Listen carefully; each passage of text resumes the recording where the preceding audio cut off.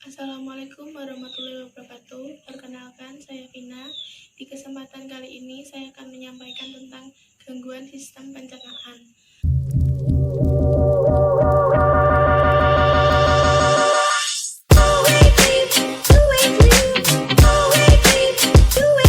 Langsung saja, slide pertama.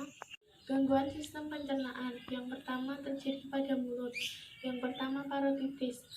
Parotitis gondong atau mumps. Parotitis yaitu infeksi pada kelenjar parotitis. Penyebabnya virus paramyxovirus yang menyerang kelenjar air ludah di bagian bawah telinga atau glandula parotis. Akibatnya kelenjar ludah menjadi bengkak atau membesar.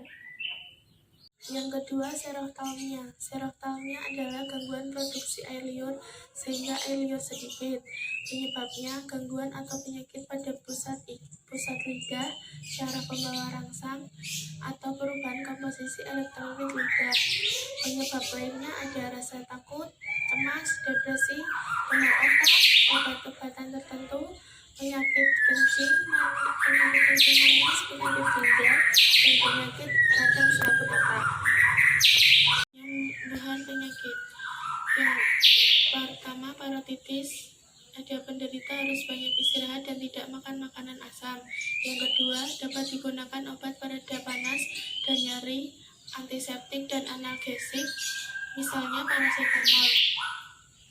Penyembuhan penyakit seroftalmia yang pertama, penyakit ini dapat disembuhkan dengan makan makanan yang asam dan banyak minum. Jika tetap tidak sembuh, dilakukan dengan operasi. Yang kedua, penyakit pada esofagus. Yang pertama, achalasia atau akalasia. Akalasia adalah ketidakmampuan untuk menyalurkan makanan pada kerongkongan karena peristaltik yang lemah dan tidak teratur. Penyebabnya kegagalan sphincter esofagus bawah untuk berelaksasi secara sempurna sewaktu menelan. Akibatnya, makanan dan cairan tertimbul dalam esofagus bagian bawah. Penyakit pada esofagus yang kedua, esofagitis. Esofagitis adalah keadaan di mana mukosa esofagus mengalami peradangan, dapat terjadi secara akut atau kronik. Penyebabnya reflux gastroesofageal atau keadaan ditandai dengan mengalir kembalinya asam lambung dari lambung ke esofagus. Penyakit pada esofagus yang ketiga, karsinoma esofagus. Karsinoma esofagus adalah pertumbuhan ganas dari sel-sel epitel yang cenderung menginfiltrasi jaringan sekitar esofagus dan menimbulkan metastasis atau penyebab tumor atau kanker pada saluran esofagus. Mayoritas tumor pada esofagus adalah tumor ganas. 1% tumor jinak. Penyakit pada esofagus yang keempat, gastroesophagus reflux atau GERD adalah aliran balik isi lambung atau duodenum ke dalam esofagus atau baik pada orang dewasa dan anak-anak. Reflux berlebihan dapat terjadi karena sphincter esofagus tidak kompeten atau gangguan mobilitas makanan. Kekambuhan reflux tampak meningkat sesuai penambahan usia. Yang ketiga, gangguan pada lambung. Yang pertama, gastritis. Radang akut pada dinding lambung. Penyebabnya makanan yang kotor, infeksi mikroorganisme, kelebihan asam lambung. Yang kedua, kolik. Rasa sakit pada saluran pencernaan akibat penyumbatan saluran pencernaan. Penyebabnya banyaknya konsumsi makanan cabai dan alkohol. Yang ketiga, tukak lambung. Tukak lambung pada lambung yang umumnya disebabkan oleh infeksi bakteri tertentu, sehingga ada luka pada dinding lambung bagian dalam. Akibatnya HCl berlebih. Yang keempat, peritonitis. Peritonitis, peradangan yang biasanya disebabkan oleh infeksi pada selaput rongga perut atau peritoneum. Peradangan ini merupakan komplikasi berbahaya yang sering terjadi akibat penyebaran infeksi dari organ-organ abdomen, misalnya appendicitis, salpingitis atau peradangan pada saluran tuba falopi, perforasi ulcus gastroduodenal atau pecah luka pada dinding lambung dan duodenum, ruptura atau robeknya saluran cerna, komplikasi pasca operasi, iritasi kimiawi atau dari luka tembus abdomen.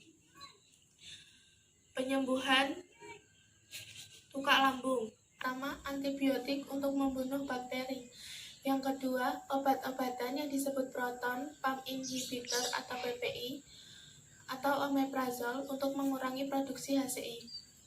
Yang ketiga, PPI adalah derivat benzimidazol yang bekerja pada bagian sekretory sel-sel parietal lambung dan berikatan dengan saluran ion H+ atau K+ AT fase atau pompa proton.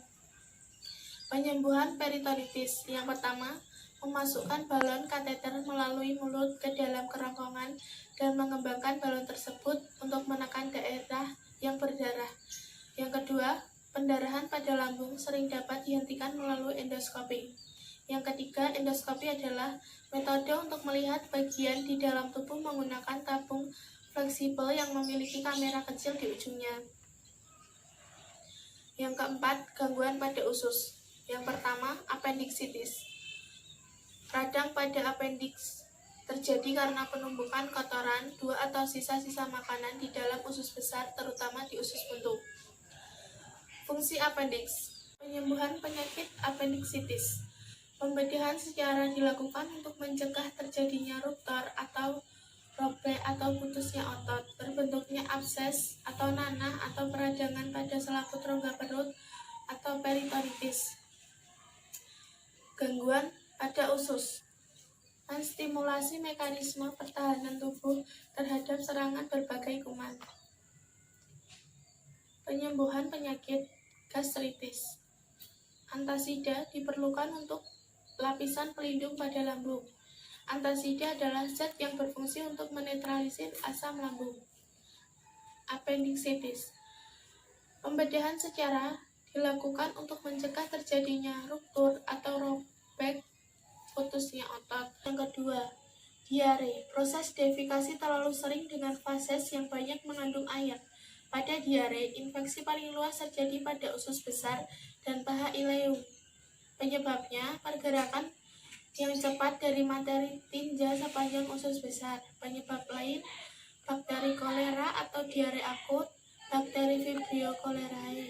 Bakteri lain seperti Bacillus, patogen usus besar, makan makanan yang asam, pedas atau bersantan, atau berkonsumsi alkohol berlebihan karena membuat usus kaget. Gangguan pada usus yang ketiga, sembelit atau konstipasi. Defekasi berlangsung lambat karena usus besar mengabsorpsi air terlalu banyak sehingga feses kering dan keras. Penyebabnya kebiasaan buang air besar yang tidak teratur dan kurangnya meminum air putih, kurangnya makan makanan yang berserat atau sayur dan buah. Pencegahan, dianjurkan untuk buang air besar teratur tiap hari dan banyak makan sayuran dan buah-buahan. Penyembuhan penyakit. Penyembuhan penyakit diare yang pertama, pemberian oralit pada penderita 3 kali sehari. Yang kedua, pemeriksaan ke dokter. Penyembuhan penyakit sembelit. Yang pertama, memakan makanan yang mengandung serat tinggi. Yang kedua, memberikan suplai obat pada penderita. Gangguan pada usus yang keempat, hemoroid atau ambeien atau wasir. Keadaan membengkaknya vena pada anus. Gangguan buang air besar dan terjadinya pembengkakan di dalam bak pembuluh vena di dalam anus, sehingga saat membuang air besar penderita akan mengalami pendarahan. Penyebabnya batuk kronis, duduk terlalu lama, kegemukan, mengejan yang terlalu keras. Yang kelima, penyakit pada pankreas. Yang pertama, pankreatitis, peradangan pada pankreas. A. Pankreasitis akut atau berlangsung cepat. Yang B. Pankreasitis kronis atau berlangsung lama. Penyebab umum alkohol, dan terhambatnya tonjolan vateri atau air saluran pengeluaran pankreas oleh batu empedu. Dampak terburuk kematian 70% sampai 90%. Dan bahayanya, kasus kematian sebagian terjadi hanya dalam kurun 2 minggu setelah gejala nyeri timbul. Yang keenam, penyakit pada sistem digestif yang lainnya. Salmonella, gangguan pada alat pencernaan atau akibat keracunan makanan. Penyebabnya bakteri seperti Salmonella typhi atau typhus dan Clostridium tetani atau kaku otot, kelumpuhan, bahkan kematian. Bakteri Clostridium umumnya terdapat pada makanan kaleng yang kadaluarsa. Penyembuhan penyakit. Yang pertama, keracunan makanan. Biasanya keracunan makanan tidak memerlukan perawatan khusus kecuali pemberian garam yang banyak hilang saat muntah.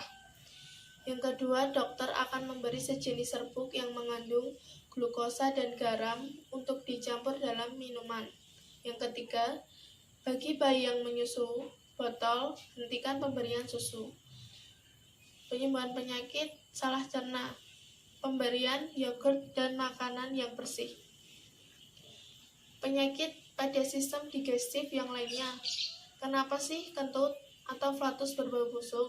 Karena mengandung hidrogen sulfida plus merkapten yang diproduksi oleh bakteri usus.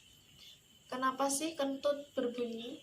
Saat gas dari usus besar mau keluar atau ekspulsif, otot abdomen atau perut dan sphincter ani externus atau otot anus bagian luar berkontraksi. Kontraksi ini membuat tekanan intraabdomen meningkat sehingga akan mendorong udara keluar.